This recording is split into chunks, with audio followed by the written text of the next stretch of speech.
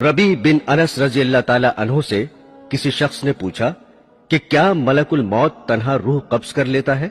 उन्होंने जवाब दिया कि मलकुल मौत के बहुत से फरिश्ते मुआविन और मददगार हैं जिनको अल्लाह ने मुकर्रर कर रखा है और वही इस काम को अंजाम देते हैं, और मलकुल मौत उन सब फरिश्तों के अफसर हैं जिनकी तेज रफ्तारी का यह आलम है कि उनका एक कदम मशरिक में पड़ता है और दूसरा कदम मगरिब में। मलकुल मौत के साथ रहमत और अजाब के फरिश्ते रहते हैं। नेकों की रूह कब्ज करके रहमत के फरिश्तों के हवाले कर दी जाती है। हजरत अनस से रवायत है कि सरवर कायनात हुजूर सल्लल्लाहु अलैहि वसल्लम ने फरमाया कि मौत के वक्त मैयत को चारों तरफ से फरिश्ते घेरे और जकड़े रहते हैं।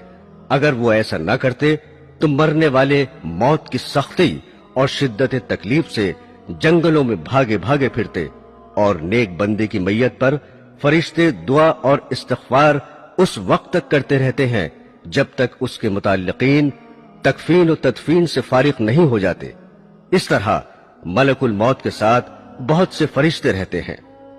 हजरत सुलेमान ने मलकुल मौत से पूछा कि तुम लोगों के साथ इंसाफ क्यों नहीं करते? किसी की रूह तो फौरी तौर पर कब्ज कर लेते हो और उसे जल्द से जल्द तर इस दुनिया से मुंतकिल कर देते हो, और किसी को तकलीफों और अजियतों में इस तरह उलझाते हो कि वो लाचार और मजबूर पड़ा तड़पा करता है। मलकुल मौत ने कहा कि ये बात मेरे कब्जे और इख्तियार में नहीं है।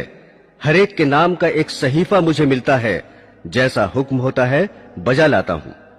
रवायत है कि शाबान के महीने में मलकुल मौत को एक कागज दिया जाता है। उसमें उन तमाम लोगों के नाम लिखे रहते हैं जिनकी रूह कब्ज करने इस साल उनके जिम्मे होता है, मगर दुनिया के लोग अपनी आराइश और आसाइश के कामों में मसरूफ रहते हैं। दौलत की फराहमी, मकान की तामीर, खेती बाड़ी, शादी ब्याह, गरज के तरह तरह की तैयारियां करते हैं, और वो बिल्कुल नहीं जानते कि इस साल उनसे दुनिया छूट जाएगी। हालांकि उनका नाम मलकुल मौत के कागज में तहरीर होता है, और मलकुल मौत रोजाना हर मकान में 3 मरतबा इसलिए जाते हैं कि जिस शख्स की मुद्दत पूरी हो चुकी है उसकी रूह कब्ज कर ली जाए। बस जब ये किसी की जान लेते हैं तो मरने वाले के मुताल्लिकीन रोना चिल्लाना शुरू कर देते हैं। उस वक्त मलकुल मौत दरवाजे का बाजू पकड़कर कहते हैं कि बखुदा मैंने कोई ज्यादती नहीं की, न मैंने उसकी रोजी छीनी है और न मैंने वक्त से पहले उसकी रूह कब्ज की है। उसका वक्त पूरा हो चुका है। मैंने अल्लाह के हुक्म की तामील की और अपना फर्ज अदा किया। हजरात ग्रामी, जैसा कि आपको इल्म होगा कि मौत का एक दिन मुअय्यन है। जी हां, इंसान कहीं भी हो, किसी भी हालत में हो, मुकर्ररा वक्त पर मौत आके रहेगी। किसी सूरत में मौत से मफर नहीं, और ना कोई तदबीर कारगर होगी, ना कोई ताकत रोक सकेगी, और ना एक मिनट कमोबेश हो सकेगा। कुल्लु नफ्सिन जायक़तुल मौत, हर नफस को मौत का मजा चखना है। एक बादशाह ज़रबफ्त फाखरा और कीमती मलबूस में एक उम्दा और आलीशान घोड़े पर सवार होकर एक लश्कर अजीम के साथ बड़े गुरूर से निकला। गुरूर और तकब्बुर का यह आलम था कि किसी तरफ देखता भी न था। मलकुल मौत एक फकीर की सूरत में फटे पुराने कपड़े पहने हुए नमूदार हुए और आकर सलाम किया। उस मगरूर बादशाह ने जवाब भी न दिया। मलकुल मौत ने उसके घोड़े की बाग पकड़ ली। उसने कहा, हट जा, मेरी राह में मुखिल ना हो। मलकुल मौत ने कहा, ए बादशाह, मुझे तो तुझसे कुछ कहना है। उसने कहा, ठहर जा, मुझे घोड़े से उतरने दे, फिर जो बात होगी बयान करना। मलकुल मौत ने कहा, नहीं, मैं तो अभी कहूंगा। बादशाह ने झुककर कहा, अच्छा कहो। फकीर ने चुपके से उसके कान में कह दिया कि मैं मलकुल मौत हूं और इसलिए आया हूं कि इसी वक्त तेरी रूह कब्ज करूं। यह सुनकर बादशाह का रंग मुतगय्यर हो गया और जबान गुंग हो गई। मुश्किल से बोला कि मुझे इतनी मोहलत दो कि घर जाकर अपने फर्जंद से मिल लूं। कहा, हरगिज नहीं। उसी वक्त उसकी रूह निकाल ली और वो घोड़े से गिर गया। दोस्तों, जहां की खाक होती है वहीं मदफन भी होता है। इस सिलसिले में चंद रवायात हैं। एक रवायत के मुताबिक हजरत अब्दुल्ला इब्न उमर रजी अल्लाह ताला अन्हु फरमाते हैं کہ مدینہ منورہ میں ایک حبشی کا انتقال ہوا تو سرور کائنات حضور صلی اللہ علیہ وسلم نے فرمایا کہ دیکھو یہ حبشی مدینے کی مٹی سے پیدا ہوا تھا اور مدینے میں ہی وفات پائی۔ حضرت عبداللہ ابن مسعود رضی اللہ تعالی عنہ کہتے ہیں کہ عورت کے رحم پر ایک فرشتہ اس کام کے لیے مقرر ہوتا ہے کہ وہ انسانی نطفے کے بارے میں خدا سے پوچھتا ہے کہ نطفہ تخلیق کے قابل ہے یا نہیں۔ اگر خدا کی طرف سے حکم ملتا ہے کہ تخلیق کے قابل ہے تو وہ اللہ تعالیٰ سے اس کے رزق اور عمر کی تفصیل دریافت کرتا ہے۔ ارشاد باری ہوتا ہے کہ لوح محفوظ میں دیکھو، لوح محفوظ میں تمام تفصیلات دیکھنے کے بعد وہ فرشتہ اس جگہ کی تھوڑی مٹی جہاں وہ مرنے کے بعد دفن ہوگا اس کے نطفے ملا کر خمیر کرتا ہے۔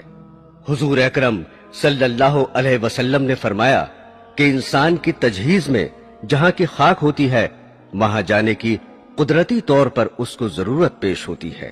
ایک روایت ہے کہ ملک الموت ایک روز حضرت سلیمان علیہ السلام کے پاس گئے، وہاں انہوں نے ان کے ایک مصاحب کو تیز نظروں سے اس طرح گھور کر دیکھا تو اس نے حضرت سے دریافت کیا یہ شخص کون تھا جس نے مجھے اس طرح گھور کر دیکھا؟ انہوں نے فرمایا کہ ملک الموت تھے۔ اس مصاحب نے کہا کہ ایسا معلوم ہوتا ہے کہ یہ میری روح قبض کریں گے، آپ ہوا کو حکم دیجئے کہ وہ مجھے سرزمین ہند میں پہنچا دے تاکہ ملک الموت یہاں آئے تو مجھے نہ دیکھیں۔ حضرت سلیمان نے حکم دیا اور اس شخص کو ہوا نے ہندوستان پہنچا دیا۔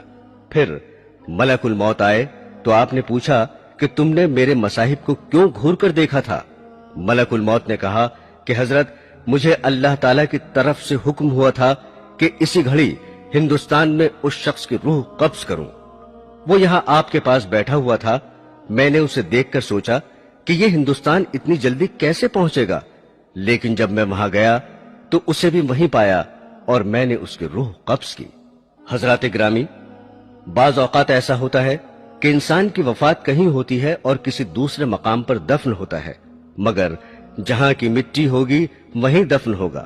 مثلاً اس دور کا ایک مشہور واقعہ یہی سمجھنے کے لیے کافی ہے کہ رئیس الاحرار حضرت مولانا محمد علی رحمت اللہ علیہ کی وفات لندن میں واقع ہوئی اور آپ بیت المقدس میں مدفون ہوئے۔ اسی طرح کی بہت سی مثالیں ملیں گی، اور جو لوگ دریا میں بہا دیے جاتے ہیں یا جلا دیے جاتے ہیں، پروردگار عالم ان کے مسخ اور بکھرے ہوئے ذرات کو جمع کرنے کی قدرت رکھتا ہے، اور ممکن ہے کہ وہ ذرات زمین کے سپرد کر دیے جاتے ہوں۔ حضرات گرامی، جاں کنی کی تکلیف اور اذیت انسان اپنی آنکھوں سے دیکھتا ہے کہ مرنے والا کتنی سختیوں میں مبتلا رہتا ہے، پھر بھی لوگ غفلت میں پڑے رہتے ہیں۔ اگر ذرا بھی سمجھ سے کام لیں تو یہی ان کی عبرت کے لیے کافی ہے۔ علماء ربانی اس بات پر متفق ہیں کہ جاں کنی سے زیادہ سنگین کوئی درد نہیں ہے۔ اگر انسان کے جسم کے ٹکڑے کر دیے جائیں پھر بھی سکرات موت کی اذیت اور تکلیف کے سامنے ہیچ ہے۔ شداد ابن اوس سے روایت ہے کہ اگر کوئی شخص آرے سے چیرا جائے یا دیگ میں بند کر کے پکایا جائے، جاں کنی میں اس سے بھی زیادہ تکلیف ہوتی ہے۔ ایک اور روایت ہے کہ کسی نے رسول کریم صلی اللہ علیہ وسلم سے سوال کیا کہ سکرات موت کی تکلیف کیسی ہوتی ہے؟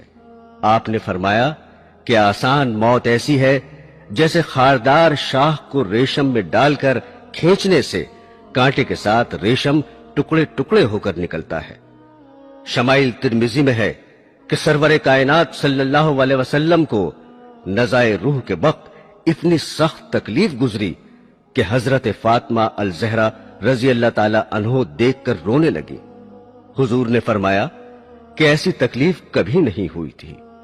رسول اللہ صلی اللہ علیہ وسلم جاں کنی کے وقت فرماتے تھے، اے اللہ تو محمد پر سکرات موت کو آسان کر دے۔ حضور اکرم سرور کائنات صلی اللہ علیہ وسلم نے فرمایا، نزع کی تکلیف بندہ مومن کے لیے گناہوں کا کفارہ بن جاتی ہے، اور کافر کو موت کے وقت ہی اس کے نیک عمل کی جزا دے دی جاتی ہے۔